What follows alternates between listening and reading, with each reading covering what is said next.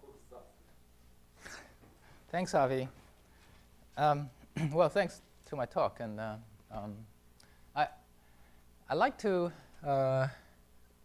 tell you some new development that we are quite excited about that in this, I would think, is quite a large program.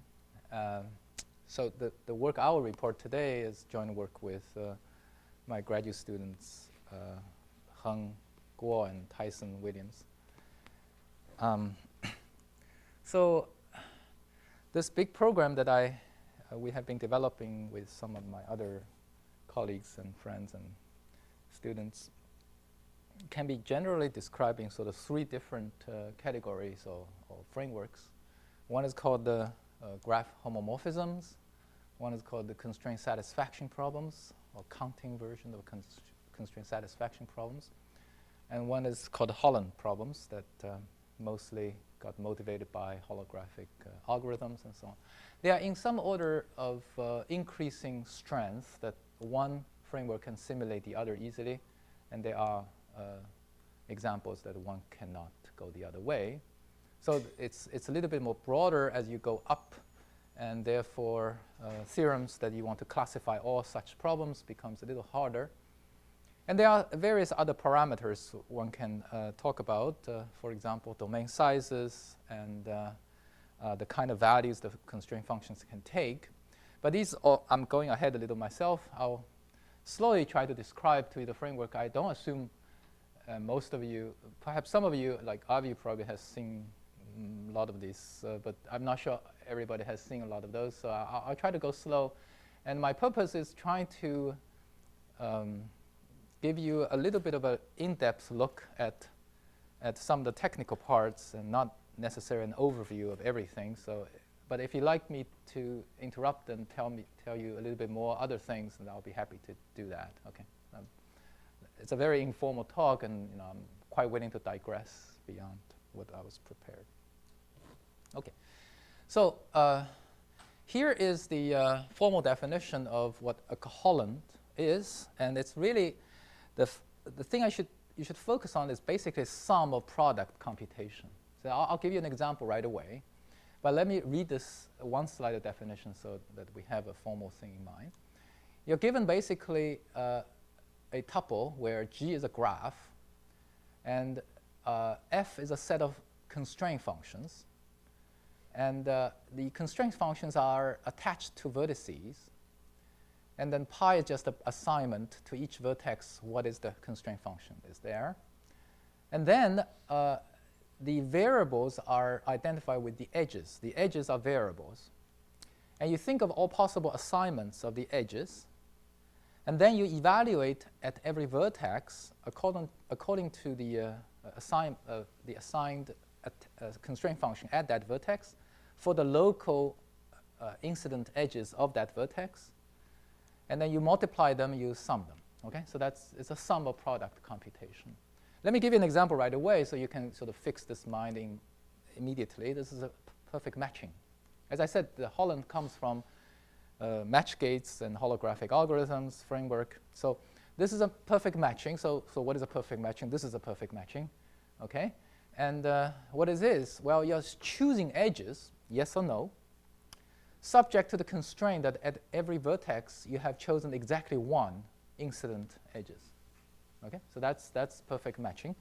And now going back to this example, think about this as the attached exact one function, and then this product will be 0 or 1, and it's 1 if and only if at every vertex is exactly one incident edge is chosen, and this sum will become just the number of perfect matchings. So this is counting the number of perfect matchings.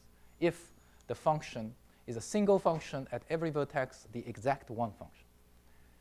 Okay, so that's the realization of perfect matching of a Holant as a counting.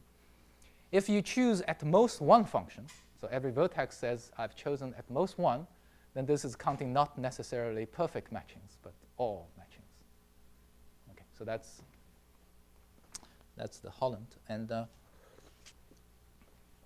and this can simulate constraint satisfaction problems, can simulate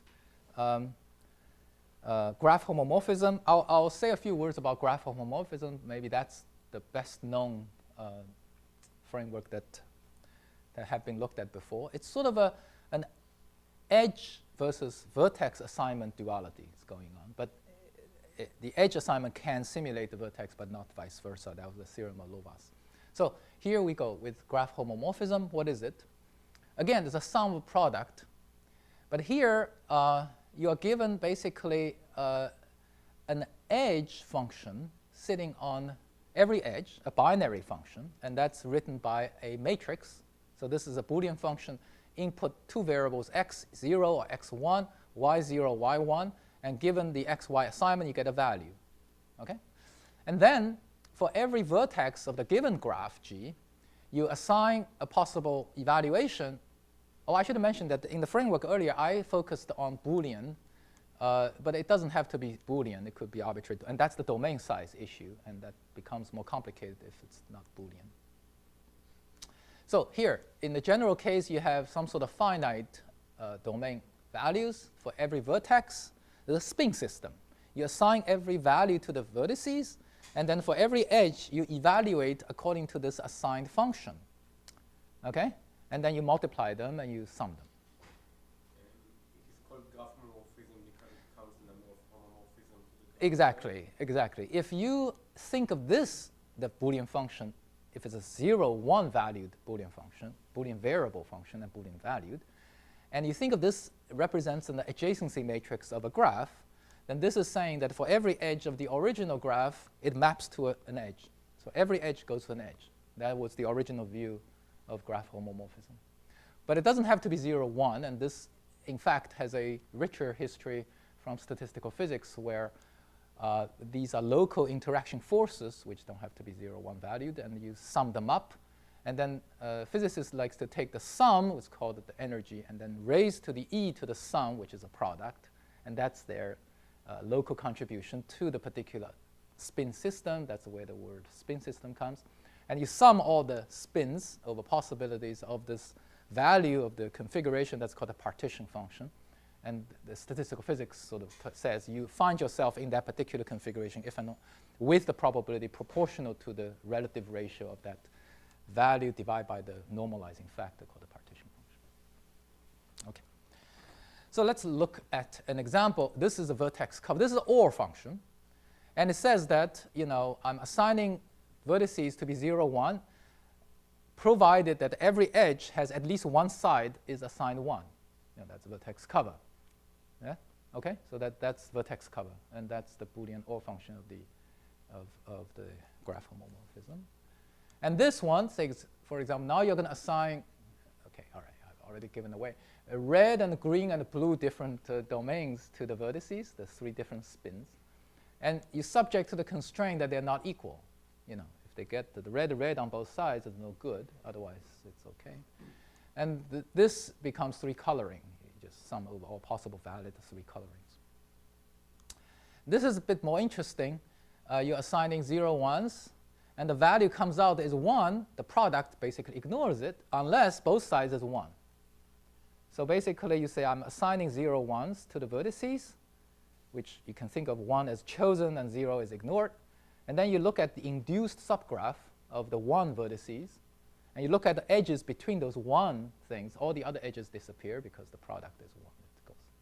And then you say it's all the even number of these edges in the induced subgraph. So this is counting the number of induced subgraphs. Technically, this quantity, the partition function, will be the number of even induced subgraphs minus the number of odd induced subgraphs. It's a little bit like a determinant. It's like the sum of this minus that, even versus odd. But in this case, actually, the sum of even plus the odd, of course, it's a 2 to the n. So in that case, then you can compute both if you can compute this partition function. And in fact, this can be computed in polynomial time, which is somewhat surprising. So why those that are assigned 0 are 0? So they multiply by the 1. So this product, right? Mm-hmm. If the value is 1, then this product just sort of throws away. Right. So this product is really counting the number. In this particular case, it's really counting the number of minus 1s, which is the number of edges in the induced subgraph. Okay? So it's either the product becomes 1 or the product becomes -1, which depends on even or odd number of edges. So, okay, so yes, sure. Definition of Holant. Yeah, Holant is this. Okay, now so should we think of the graph homomorphism as a variant of that, or is it a special case? It's a variant of it. It can be easily simulated by thinking of a given a graph, and you're talking about Holant. Now you think of the edge vertex incident graph, and then you take every original edge as a path of length 2, and you're given an equality function on that. And then the Holant is the. And then there's a theorem due to Lovász, Scriver, and Friedman, the topologists, show that the reverse is not true, that you can't go back. The perfect matching is one example where you cannot express there's a vertex spin partition function. So there's a strict. Are there other Holants that are known for which you know that you cannot express them as graph homomorphism but can express them as well? There are a few variants of it, but I don't know if significantly different. I mean, there's quite a theory that Lotzi and Balas-Szegedi have developed these graph limits, and there they have certain properties. If you were to be able to express as graph homomorphism partition functions, then certain conditions must satisfy some semi-definite. So the proofs that something cannot be expressible in graph homomorphism are about like two sequences that don't tend to the same limit in this? No, I think it's about the certain semi-definite positiveness that they show it does not satisfy for this particular graph, for the perfect matching partition function.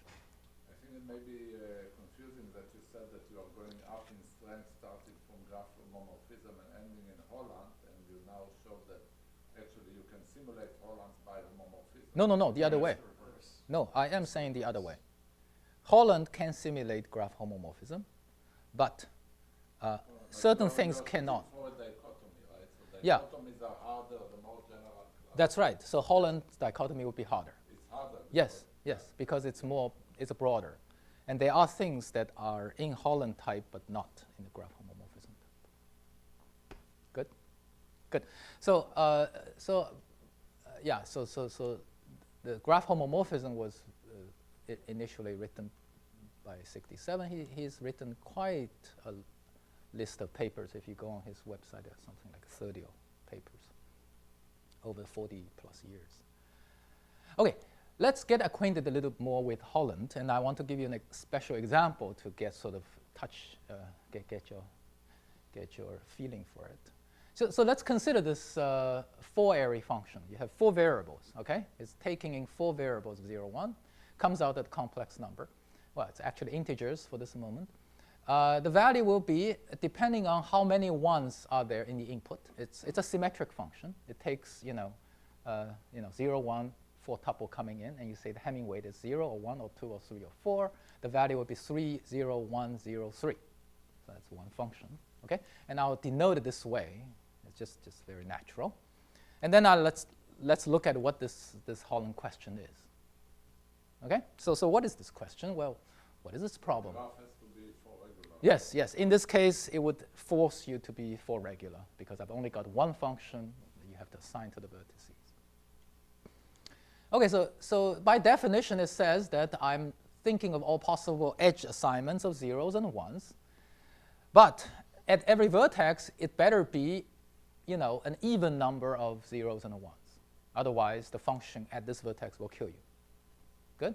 So I'm assigning all possible 0, 1 edge assignments subject to the constraint that at every vertex, it's either 0, 0, 1, 1, or 0, 1, 0, 1, and so on and so forth. It's all 0, all 1, and so on. Good? You prefer 4 regular subgraphs to cycles somehow. Yeah, but there are more configurations. But there are more configurations with things that are not cycles. So you sort of have things. So bear with me, okay? It's just a question here, okay? I'm not preferring anything right now. Yeah. Sorry, I'm just having some category problems. I just want to make sure. So sigma, the domain of sigma is the set of edge assignments 0, 1 edge assignments, all possible subsets of edges.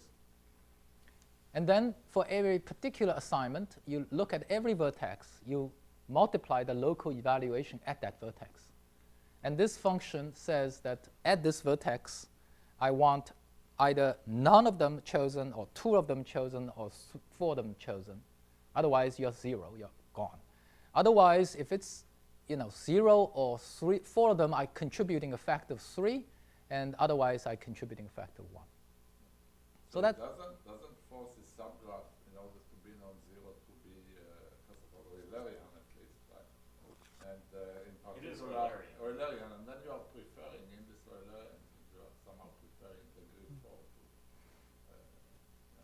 to. I'm so glad that nobody asked a question, say this is a completely artificial problem.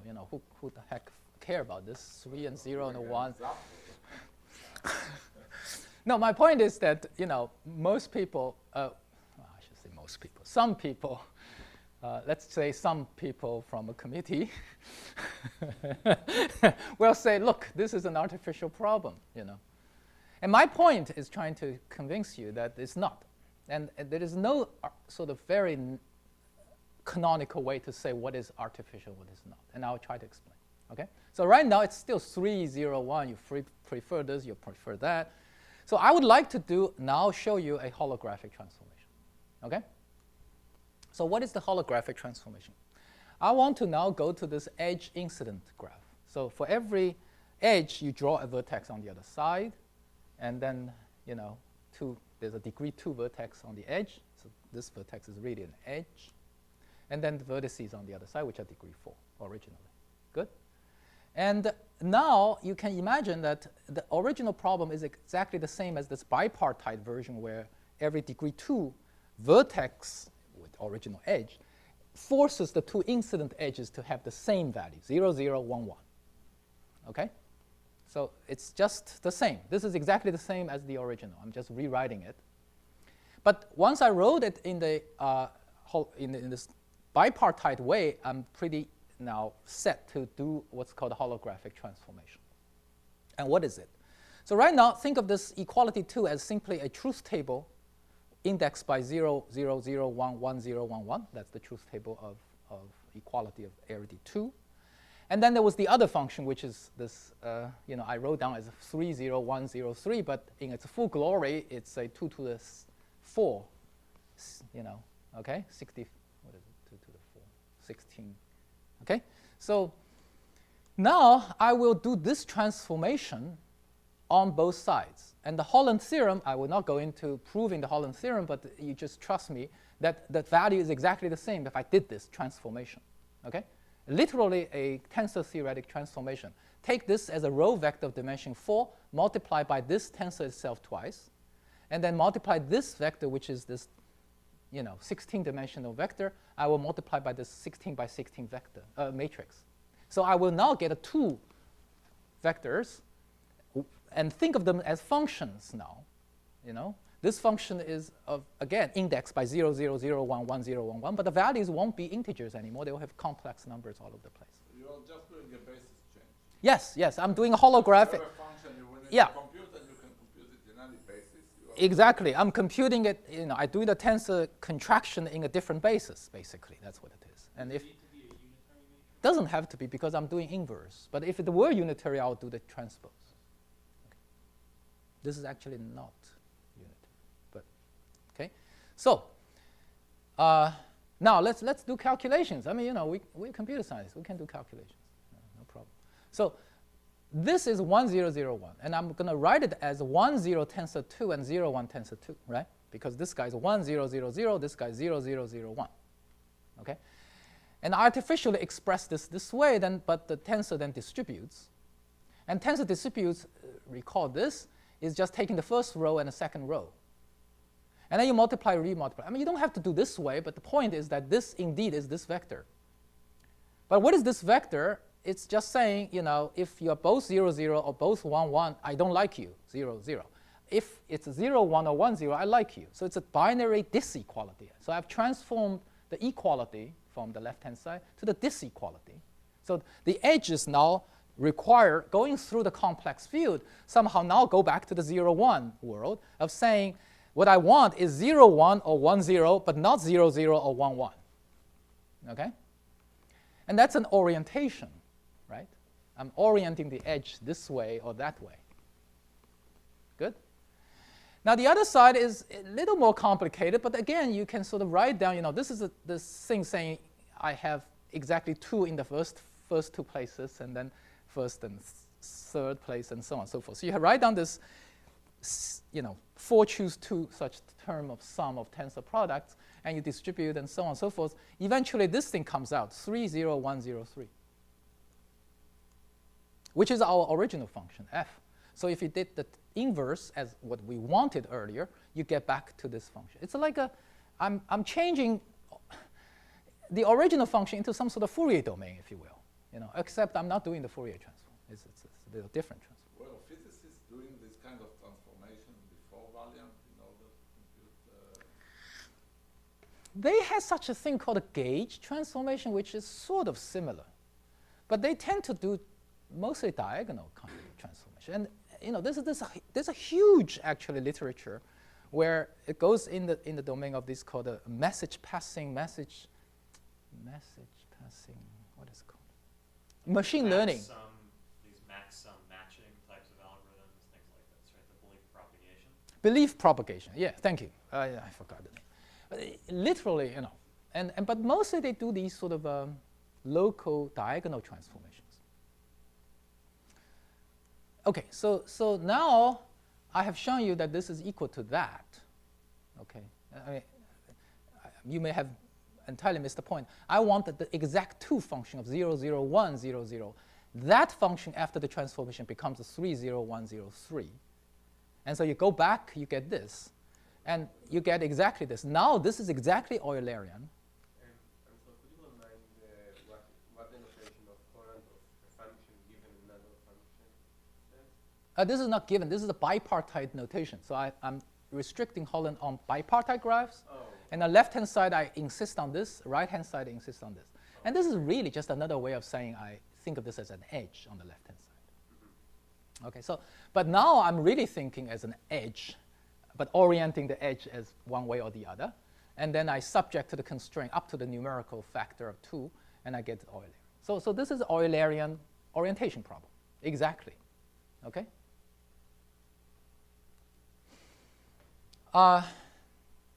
There's another phenomenon that I would bring out. But you are not telling us which is this. So this, of course, computation of this Holant can be done in any basis. Yes. You didn't tell us, so you showed that these 2 are equivalent. Yes. Yeah, but you didn't say whether they're easy or hard. I will. This is the dichotomy theorem. Yeah, no, So, okay, so it's...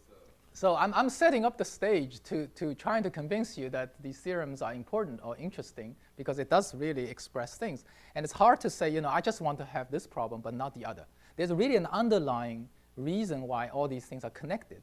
And they may connect between Boolean-looking problems but via a complex transformation. They go through this complex thing. And so therefore, it is no point to sort of cut them off and say, I don't want to look at complex values. I don't want to look at this. They are really an organic whole in this sense. So I'm still adjusting. So on the right-hand side, Yeah. this bracket couple. Yeah. This is a symmetric function that says that if the input is 0, of Hamming weight 0, then I give you the value A. If the 4 inputs bits Hamming weight 1, I give you B. It's just a standard, it's a shorthand for a truth table of length 16. Okay? Now there's this notion called vanishing, which, so let's look at this.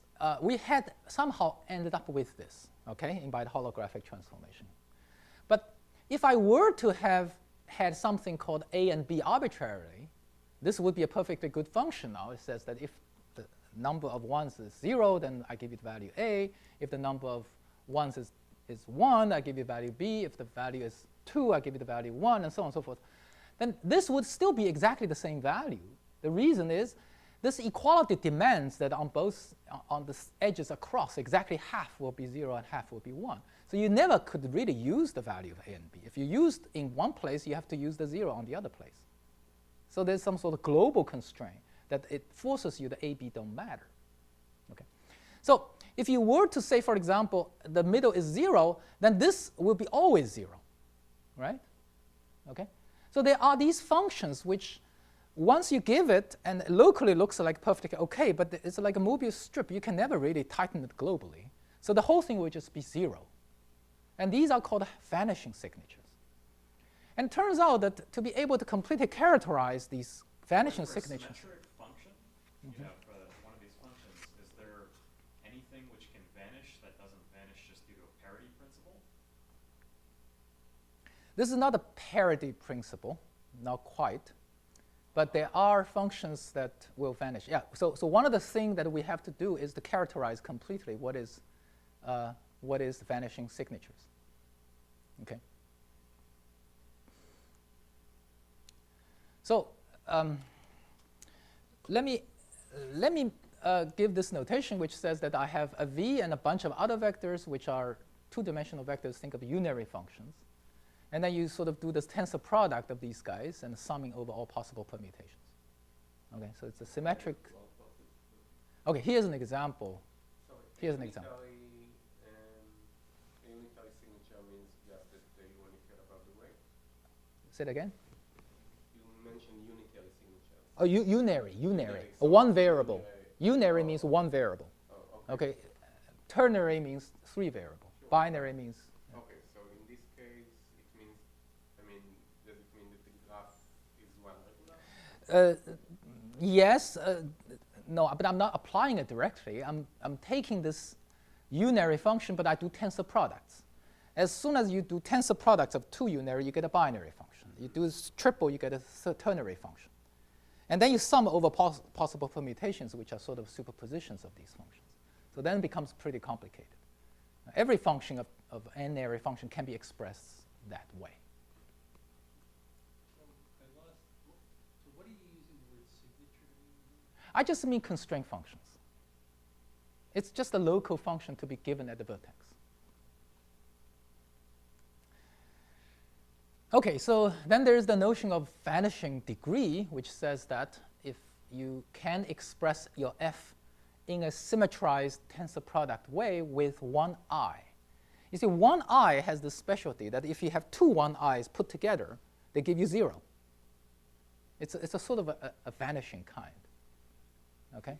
What do you mean put to one? So you have two unary functions, and you connect them by an edge, and that Holant is 0. Because you're summing the assignment to be 0 or 1, and at 1, as assigned 0, the value is 1, 1. At the edge assignment at 1, you get I times I, which is -1. So the whole thing kills itself. Okay? So one I is a special case of what's called isotropic vectors, which has its own inner product to be 0. Well, I shouldn't call it inner product, dot product. Good? So this is it's not too technical, really, a definition. It says that if a function can be expressed as the symmetrized version, but there are lots of one I's around, okay? The question is how many one I's are there? And that's called the vanishing degree.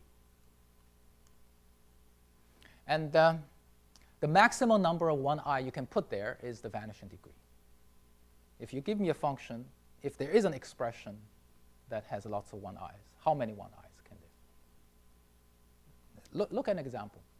Suppose I have this function. Okay, so look at this function. You put in whatever value you like, a and b.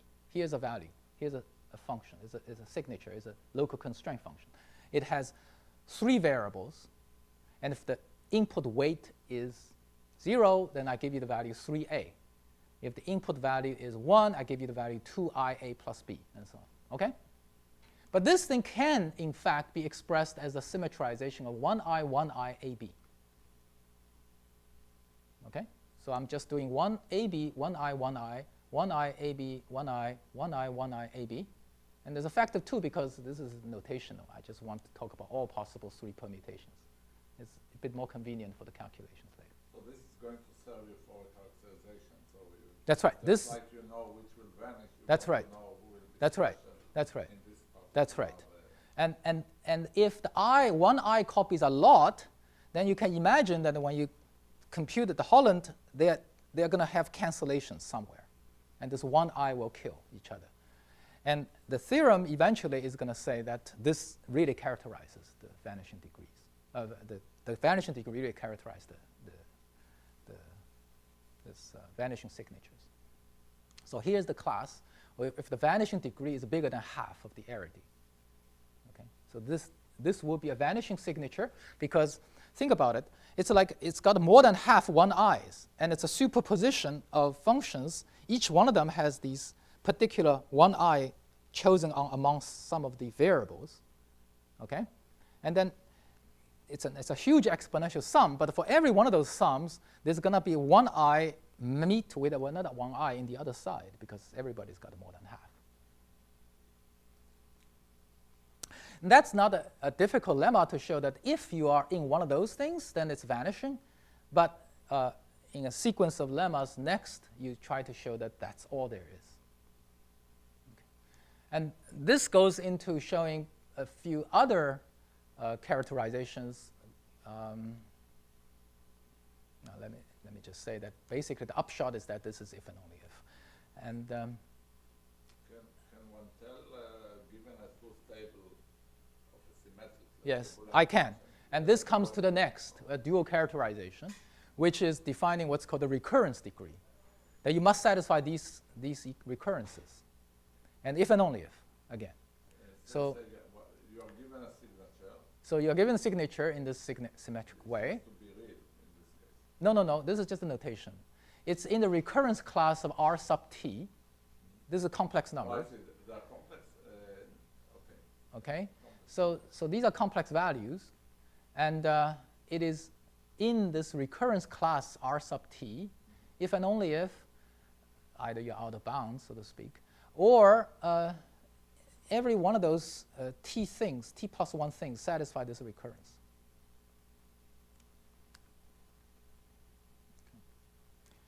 And then there's the recurrence degree that is the biggest you can satisfy.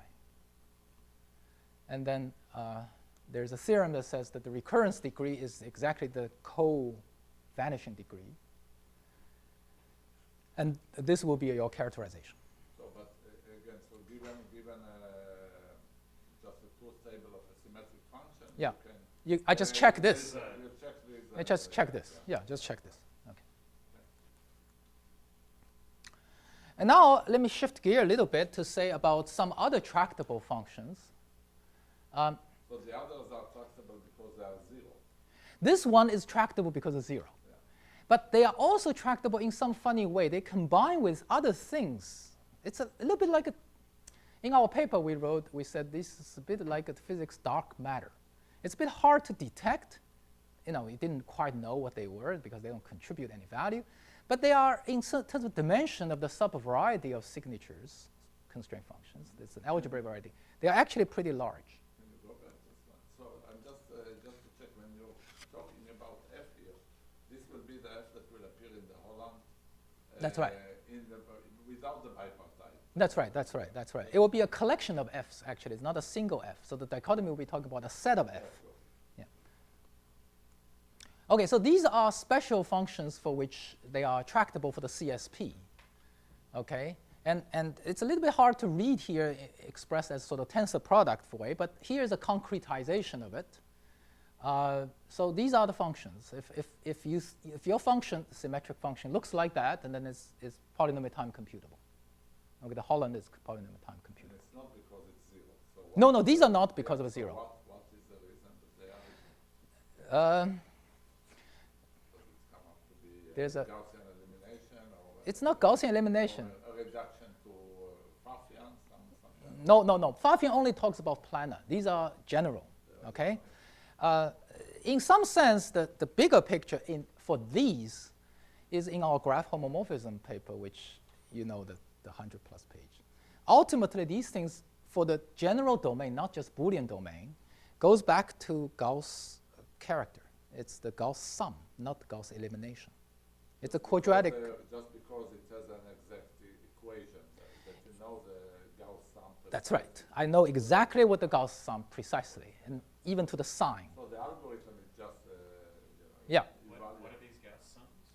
So the maybe I'll take offline with you on that because it takes a little long. Anyway, it's a formula to calculate the quadratic characters, the sum of quadratic characters of a sum. You know exactly what is the, you have an identity. So I just want to make sure I understand this. Go back one slide. I'll never finish this though. So you're saying if you give me a graph Yeah, and you collect. and the vertex functions Yeah. are just from this Right. list of 10 Right. things Right. in any way. Anyway, then the thing is computable in polynomial time. And the dichotomy theorem in that case, for that class, the CSP is to say, the Boolean domain CSP is that exactly that's it. Okay. So this is one class called the affine class. I'll state the theorem in a bit. This is one big class of tractable. The vanishing is another. And then they interact in some way to give another class. And the dichotomy theorem ultimately is to say that this, or this, or this, or this, and everything else is not, if P is not equal to sharp. Okay? I'm just trying to tell you these things, what are tractable as a slew. By the way, if you think about the binary function written in the symmetric notation, the matrix 1, 1, 1, minus 1 can be written this way. And that is actually appearing here,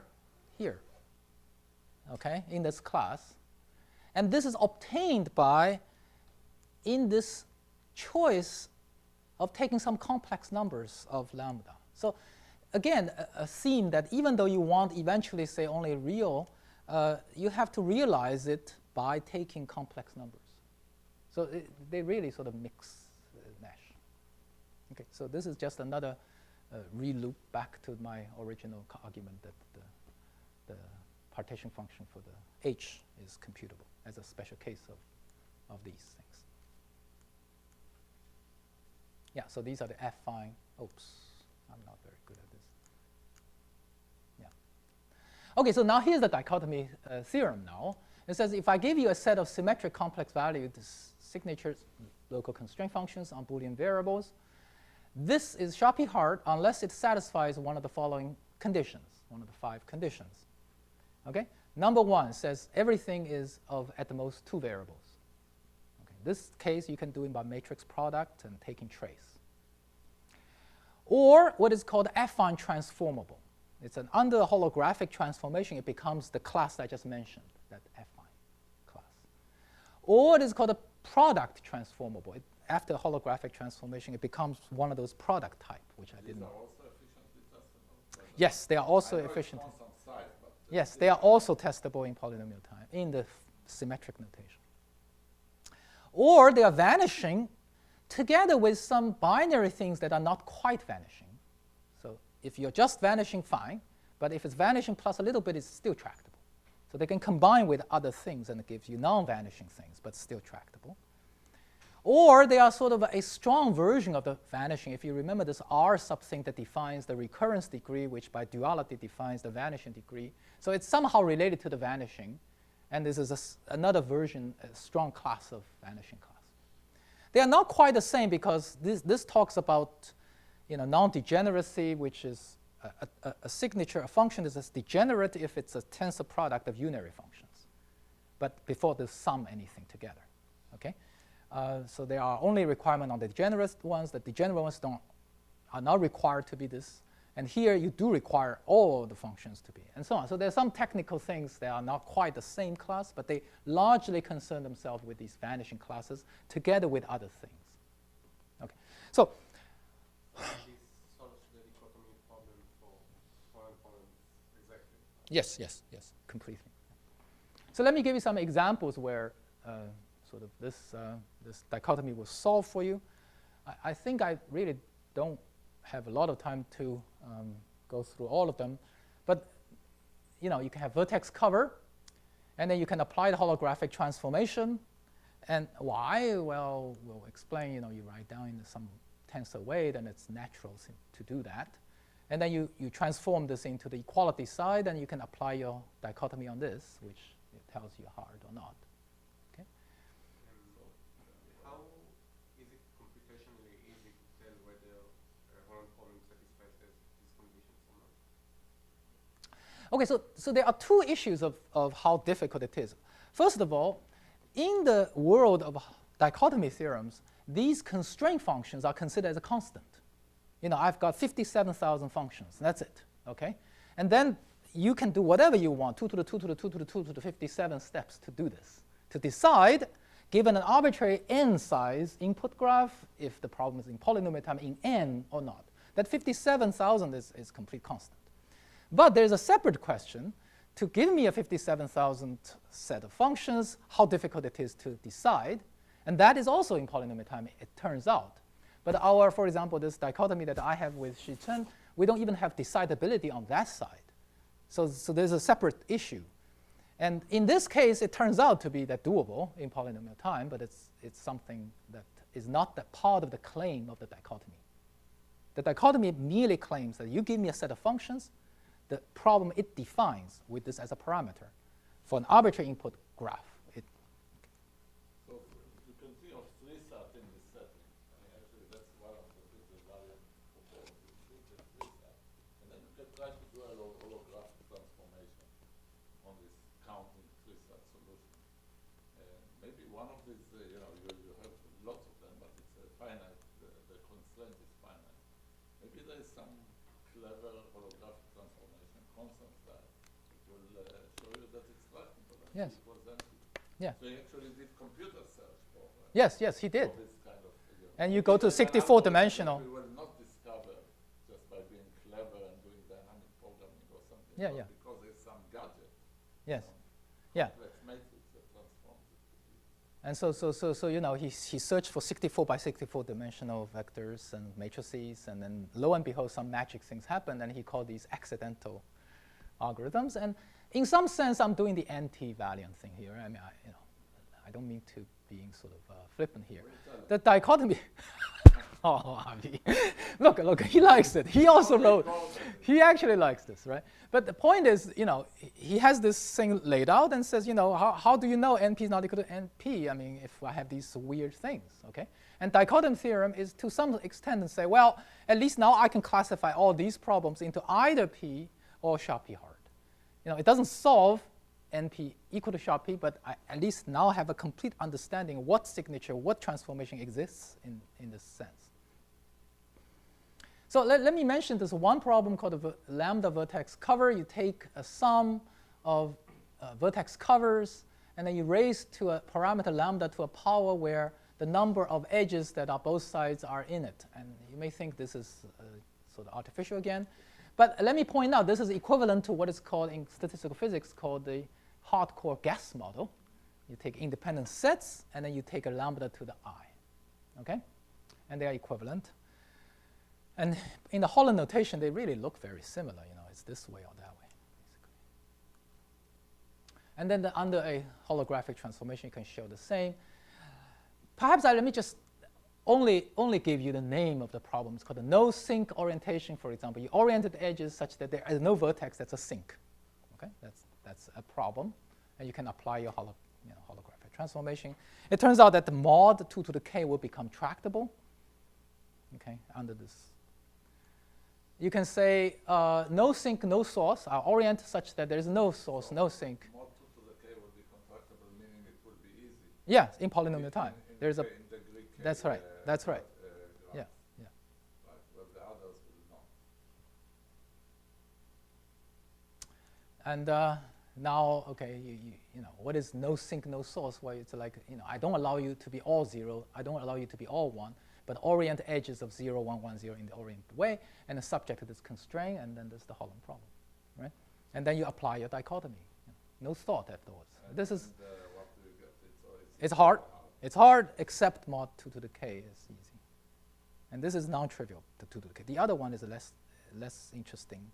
This signature is the affine signature. If you remember, -1, 1, +1, 0, -1, and so on. It's the Gauss sum thing comes in. Okay, so I don't know if I want to talk about. Let me skip this. This is just the point is there's really a whole host of problems you can write down in a very natural way, and then you can then apply the machinery. It's like I've got a dictionary for you now. You just look up. If expressed this way, this is a problem. Oh, let me do mention that this problem, for example, it covers all cases where so this is a matching problem if lambda is equal to 1 or 0, depending on perfect matching or not. And this problem was opened by Vadan in 2001 for regular bigger than equal to, well, he showed for bigger than equal to 5 and left open for less than equal to 4. The dichotomy. The matching polynomial, basically. Yes. The number of all matchings, not necessarily perfect matchings, general matchings. Okay, so the dichotomy says this is it, all of it. And the viewpoint of dichotomy theorem is that this problem is a point in the space of world of problems. The specification of that k equal to 3, the general matching, this is a point. Okay? How does this compare to like Alan Sly's results about some like computational thresholds?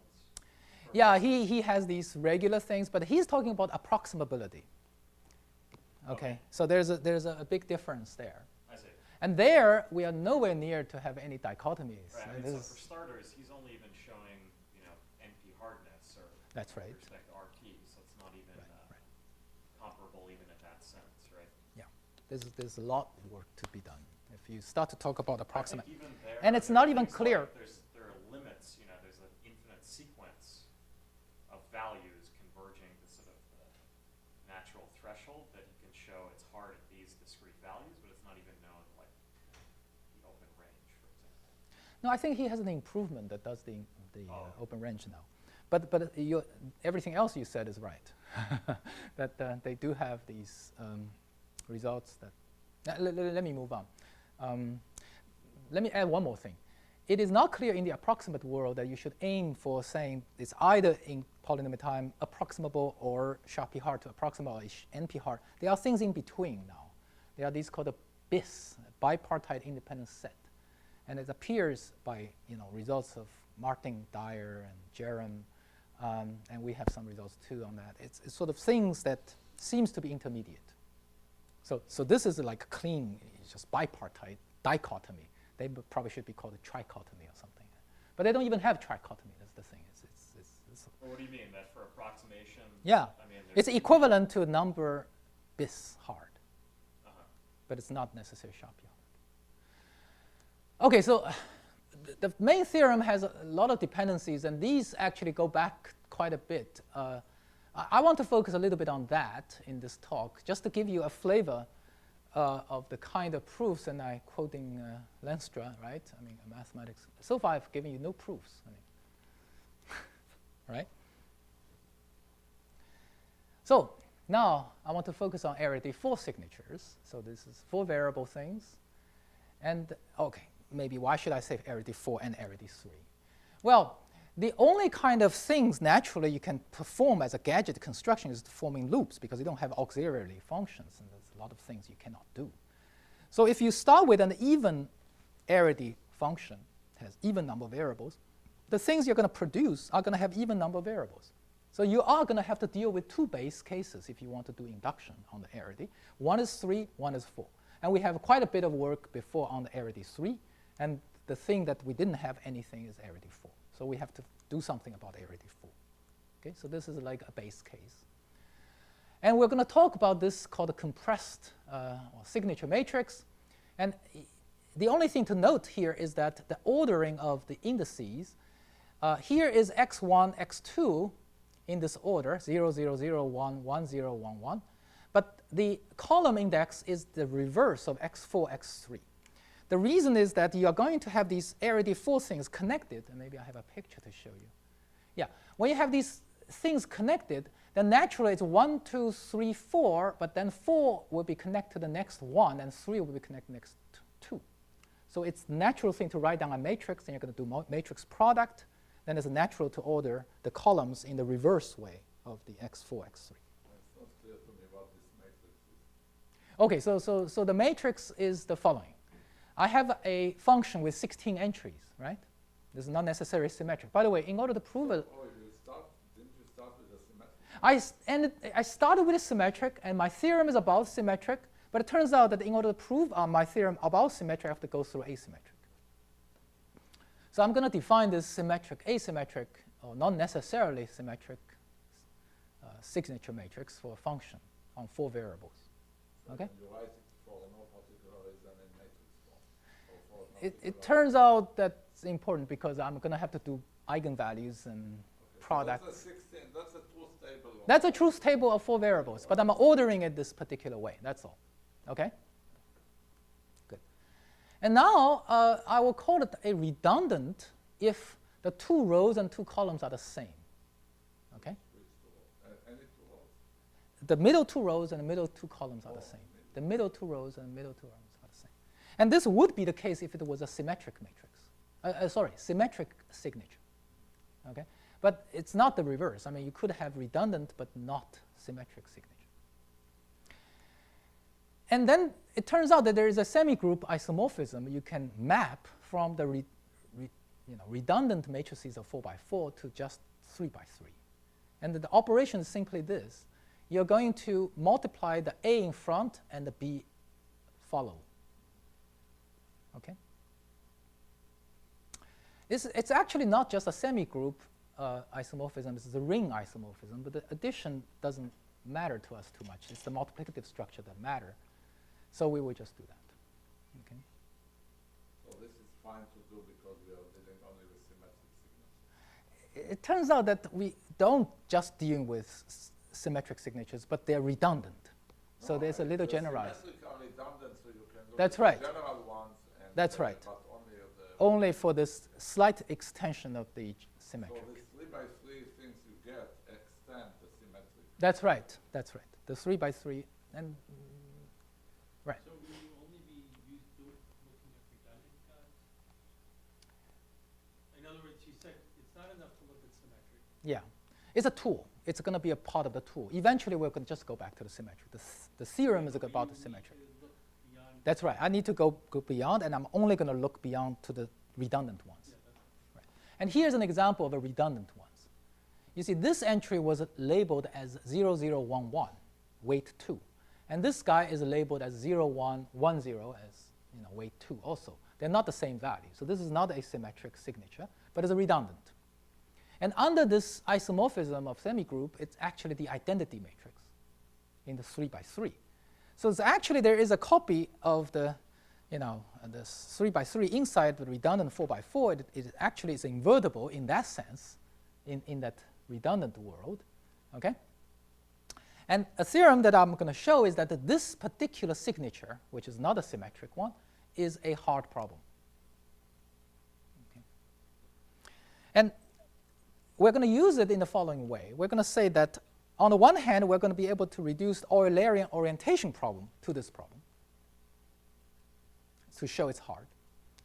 And then we're going to say that if an arbitrary symmetric matrix or redundant matrix, redundant signature, has certain properties, namely it has non-degeneracy, it has, the compressed matrix has a rank 4, then it can interpolate this. So the reduction goes to the next. Okay, so this is going to be a step in our proof. And up to a scale of 3, you remember this was our Eulerian orientation problem. And we're going to reduce this problem to this problem. Okay? And here is a sequence of constructions we're going to put out.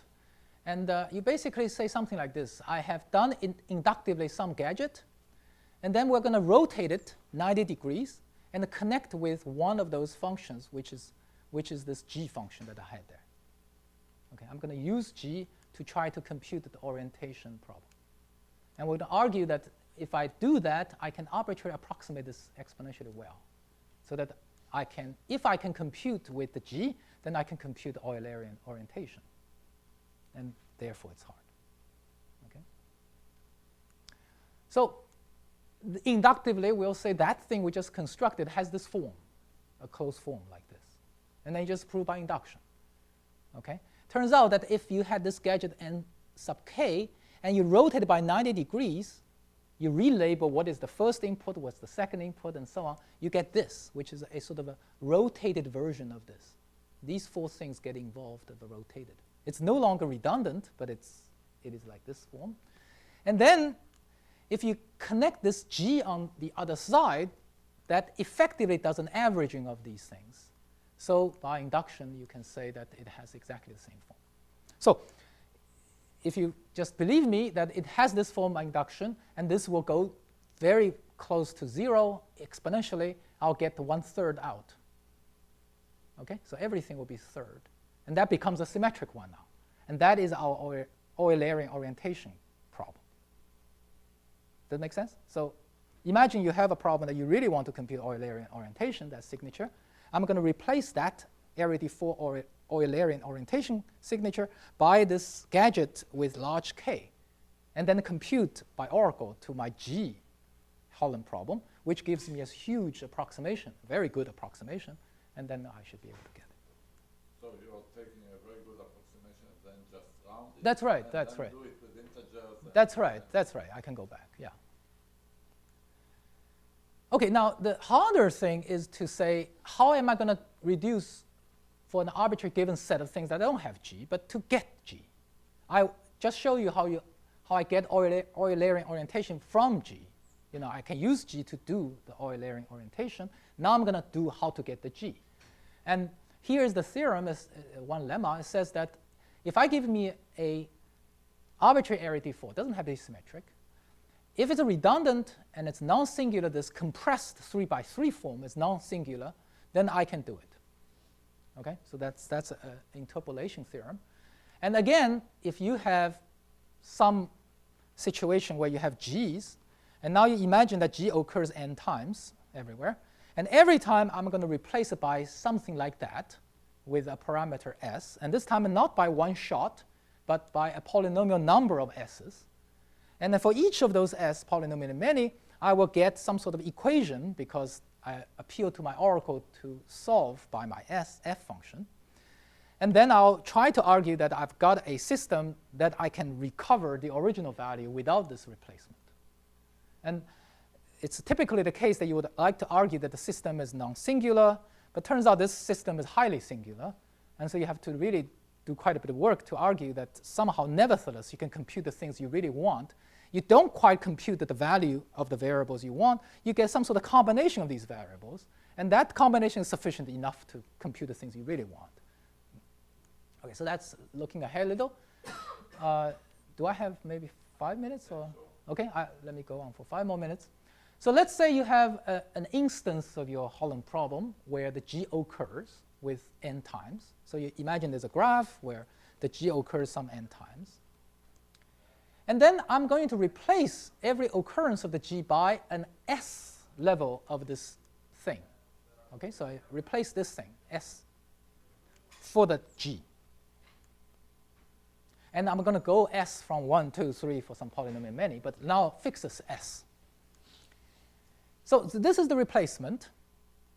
And remember that when you did this, it's really a product of this times that 4×4 matrix. That's the signature. That's the function that you get. Why is the product? Well, you're thinking, you know, whatever the value I give 0, 0, 0, 1, 1, 0, 1, 1, and 0, 0, 0, 1, 1, 0, 1, 1. And then you're thinking that I'm summing over the 0, 0 possibility and 1, 1 possibility and 0, 1 possibility and 1, 1 possibility. And that's exactly how the matrix would multiply. You know, you get a row of 0, 1s, you know, 0, 1, say, and a column of 1, 1, let's say, the last column. And then what is the value you're going to get? Well, it's this value at the column index 0, 0 matched with the row index 0, 0. Okay? And then 0, 1 with 0, 1. But this 0, 1, remember, I order it in the other way so that it really matches. So it's the matrix product. So this thing is just this times itself S times. It's S power of the matrix. Okay? And then naturally now, for the matrix power, we're going to try to talk about its eigenvalues. So we immediately go, say, for the compressed world. And why compressed? Because it's something at 3×3 I can still handle. 4×4 is just too many variables. You immediately will complain already to me that even at a 3×3, I've got quintuple indices coming up. So there are all these entries, sort of. So I've got a compressed matrix. I put it into Jordan normal form. And the Jordan normal form, of course, may be, you know, lambda, lambda, lambda, 1, 1, and maybe lambda, lambda, 1, and mu, and 0, and so on and so forth, right? There are these possibilities. So This takes a little explaining. I don't know how to say here. So the replacement, so this is a very technical in some sense. But what are you trying to get, that it's non-singular, or that it's... I want to have a sort of a closed form expression in terms of the lambda thing out. Okay, so if you are willing to sort of bear with me, then I will have things like, you know, once I replace this thing, and I'm now looking at the matrix of 3 by 3 in the compressed sense, then how many 0, 0, 0, zeros are there, 0, 1, 1, 0, and so on and so forth. And I'll have to stratify into 5 different ways. And for these 5 different ways, I get this closed form. Okay? And this is only one case in the case when the Jordan normal form is lambda, lambda, lambda, 1, 1. And there's several others. So you get a by oracle call. This is using the constructed instance, and you get a value which is expressing some combination of the value you really want originally. Okay? Because originally you don't have these off-diagonal things. You just have zeros. You know, it's just originally it's just this 1, half, half. This half comes from this matrix of 1, half, half, half, 1. Okay, so you get such an expression. I guess I try to explain how the values come back to this, but let's just agree that it is so. Okay? And it turns out that this, you know, if you think about this as a linear system on these variables, this is a singular matrix. It's not a full ranked van der Waals. You can't not just solve and then be done with. So what you do is you combine these with a suitable weight, and you sort of amalgamate a bunch of variables with various weights, and then you get a new system of compressed matrix, and still with 3 indices, but really 2 free indices, where these are the new variables, but it turns out that only from the new variables you could compute this particular value you really want. The value you really want is one of the new variables, and there's a bunch of other variables. Okay? Now, unfortunately, this is also singular. This is still singular. Okay? So, you know, why singular? Because the column at mth entry at the row S is expressible as a sum of 2 different rows and columns. Okay? So, if you think about this as a linear system where I'm writing this as a coefficient and this is a new variable, it's just a C prime variable, this is known, fine. And this is a linear system. What you would really like to say is this is a full rank system and I can solve these guys I'm done with. But it's not, because this is having this sort of a relationship. So what you now need to do is sort of combine this variable with the variable that was associated with the alpha sub q minus 1. So you have to sort of combine these 2 variables to the old variable. You keep updating the old variables. Of course, that messes up the whole variables, because it's like, you know. You are trying to just find in this rank efficient matrix, you are just trying to identify the linear transformation and throwing away That's right. rows that will make it Right. Will make it invertible, and Right. you can solve Yeah. your linear system by this oracle calls. That's right. But here's the important thing, though. Once you solve the final system, you still have to recover the original variable that you needed. And if you do all these transformation, it messes up all the old variables, and the new variable you solve may be meaningless to the old question. Because, you know, you just only... The basis change you used was explicit, then you can recover. No, because you don't know the actual values of the individual variables when you solve. You combined variables. So the variables disappeared. Your solving, in the end, is only a subset of the newly combined. It's like the x1 plus x3 plus x5. You got that. But what you really want is x1, maybe. It's, you know, useless. However, let's focus on these blue and red updates. You have a triangular set of variables after the first consolidation. It was a quintuple subscript, and now you basically have this pair indices. And the okay, I can't read at n, so let's look at the 6, and it's 6 now. Okay, so the update of the variables are the blue and the red one. So you sort of take this, and you're going to add to this, and you take this, add to that. So this variable disappeared, and this becomes the sum of these 2, and this becomes the sum of these 2. And then you keep going like that. All this process, you can order it in such a way. But notice that this guy never got changed, as well as these two. And luckily, this is exactly the variable I want in the end. So that's the punchline. So this whole thing, it turns out that this is the only thing I really want. And I'll solve it, but now I still have to argue that in the end, when I have all these variables left, you see, these are the final set of variables left, then I do have a Vandermonde on 2n plus 1 variables. Then the matrix is Vandermonde, because the coefficients, you can see it sort of generates an s degree polynomial as the degree go up. The polynomial of s as degree go up. Degree 1, degree 2, degree 3. So then there is a triangular system to revert it back into Vandermonde on this 2n plus 1 order linear system. And that is, once you revert back to just pure powers of 1, s squared, s cubic, s to the 2n, then it's just the Vandermonde.